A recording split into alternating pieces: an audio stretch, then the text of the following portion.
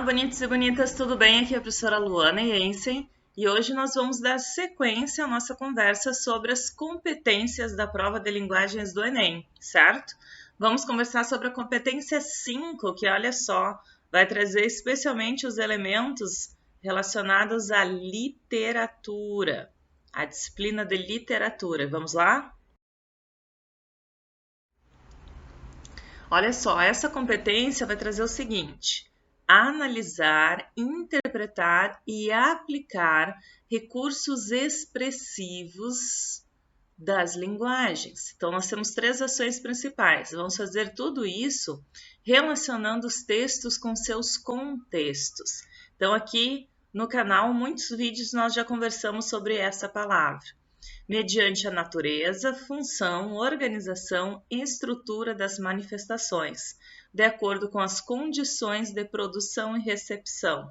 Tá? Então, produção e recepção envolve também a ideia de contexto de produção. Então, por isso que nós vamos ter aqueles exercícios que trabalham, por exemplo, texto 1, poema do século XVIII, texto 2, poema do século XVI, tá? Então, contexto de produção. Recepção, justamente como as pessoas receberam, né, tal texto literário no seu momento, no seu período literário, seu contexto histórico-social, ok? Então, sempre analisar e interpretar esses recursos expressivos conforme o tempo em que tal texto foi produzido. E aí, dentro, né, dessa competência, as nossas habilidades, tá? O que nós vamos trabalhar? Olha aí, ó. Relações entre texto literário e o momento de produção, né? Momento, contexto histórico, olha aqui, ó. Contexto histórico, social e político. Poxa, eu acho X texto, né, nada a ver, como é que isso aqui fez sucesso? Porque no momento, tá, histórico em que ele foi publicado, ele teve uma importância muito grande. Relacionar informações sobre concepções artísticas, tá, conceitos artísticos e procedimentos de construção do texto literário. Então, temos um texto em verso, em prosa, né, como foi feita essa construção. E ainda reconhecer a presença de valores sociais e humanos atualizáveis e permanentes no patrimônio literário nacional. Então, como os valores sociais e humanos aparecem no patrimônio literário nacional, certo? Então, envolve muito aqui a questão da linguagem literária, não literária, o momento, o contexto de produção desse texto literário, né? A escolha das concepções, texto em verso, texto em prosa. Vamos ver como isso se desenvolve nas atividades. Olha só, separei 2 exemplos para vocês. Nós temos um pequeno texto que diz o seguinte: juro nunca mais beber, e fez o sinal da cruz com os indicadores. Acrescentou álcool. O mais ele achou que podia beber.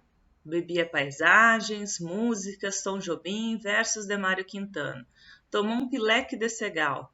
Nos fins de semana embebedava-se de Índia reclinada de Celso Antônio. Então, tudo o que ele bebia, mas menos álcool. Curou-se 100% do vício, comentavam os amigos.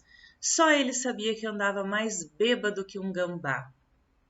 Morreu de etilismo abstrato, no meio de uma carraspana de pôr do sol no Leblon, e seu féretro ostentava inúmeras coroas de ex-alcoólatras anônimos.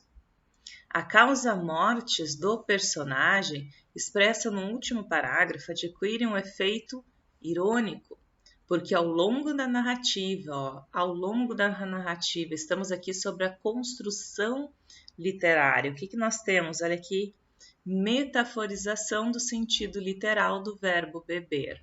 Tá? Ao longo do texto é isso que acontece. Tá? Há uma comparação implícita do verbo beber. Por quê? Por que metaforização? Porque perde-se o sentido de beber, né, líquido, bebida alcoólica, e passa-se a ter o sentido de beber literatura, textos, leituras. E aí, o nosso segundo exercício, nós vamos ter 2 textos, tá? O primeiro diz o seguinte: eu amo a rua Esse sentimento de natureza toda íntima não vos seria revelado por mim se não julgasse, e razões não tivesse para julgar, que este amor assim absoluto e assim exagerado é partilhado por todos vós. Nós somos irmãos, nós nos sentimos parecidos e iguais, nas cidades, nas aldeias, nos povoados, não porque soframos com as dores e os desprazeres, a lei e a polícia, mas porque nos une, nivela e agremia o amor da rua. É este mesmo sentimento imperturbável, indissolúvel, o único que, como a própria vida, resiste às idades e às pessoas. Temos aí, a alma encantadora das ruas, fragmento. Já o texto 2 diz o seguinte: a rua dava-lhe uma força de fisionomia, mais consciência dela, como se sentia estar no seu reino, na região em que era rainha imperatriz. O olhar cobiçoso dos homens e o da inveja das mulheres acabavam o sentimento de sua personalidade, exaltavam-no até. Dirigiu-se para a rua do Catete com seu passo miúdo e sólido. No caminho trocou o cumprimento com as raparigas, pobres de uma casa de cômodos da vizinhança. E debaixo dos olhares maravilhados das pobres raparigas, ela continuou o seu caminho, arrepanhando a saia, satisfeita que nem uma duquesa atravessando seus domínios. Então, observem que aqui nós temos um personagem específico. Texto 2, outro autor, Lima Barreto.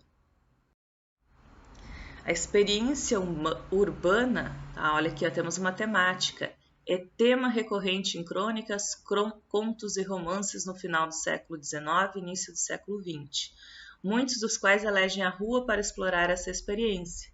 Nos fragmentos 1 e 2, a rua é vista, respectivamente, como um lugar que, então, de novo, sobre a construção literária do texto sob um tema específico. Vejam que traz já para vocês o contexto histórico de quando isso é feito. O que acontece? O primeiro texto fala do quê? O sentimento de comunidade, que todas as pessoas se sentem, parte daquele lugar. E o segundo, que nós temos um personagem específico, a exibição pessoal, como se fosse um desfile, quer mostrar o seu vestido para as raparigas pobres. Então, nada mais que, olha só, aqui exercício de comparação entre os textos, da construção literária desses dois textos, certo? Aproveite então para fazer mais exercícios e ficar afiado para o Enem.